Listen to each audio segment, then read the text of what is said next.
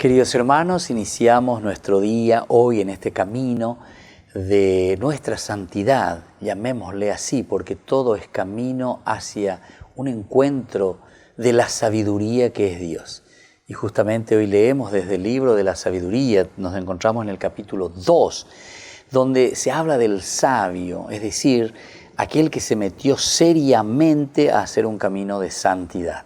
Y fíjense cómo el impío, es decir, aquellos, diga tú ya, entonces la olla poponacea pejape mía lleva, entonces enseguida nos comienzan a acechar. Tenemos que estar atentos, para eso tenemos que estar formados espiritualmente.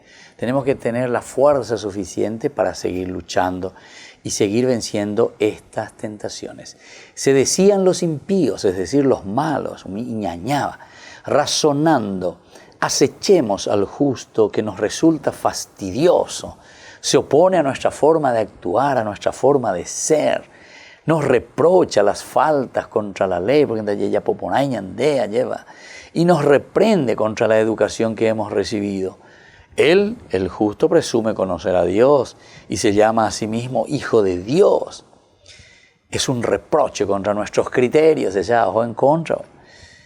Y su sola presencia nos resulta insoportable. Queridos hermanos, esto sucede. Este es el pan nuestro de cada día, entre nosotros mismos, en todos los niveles, así como suena, en todos los niveles.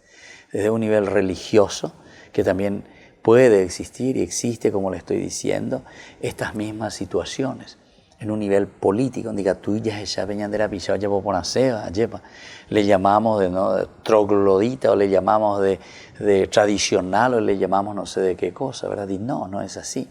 Vamos a mirar los elementos indispensables y fundamentales de los valores humanos de la persona, de la sociedad, qué es lo que queremos.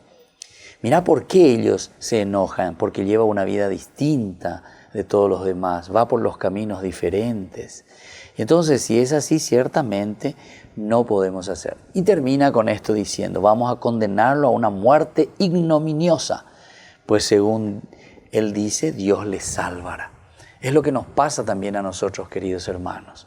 Recibimos muchas ofensas, recibimos personas que no nos quieren, que buscan todo por hacer verdad en contra de aquello bueno que queremos nosotros ofrecer.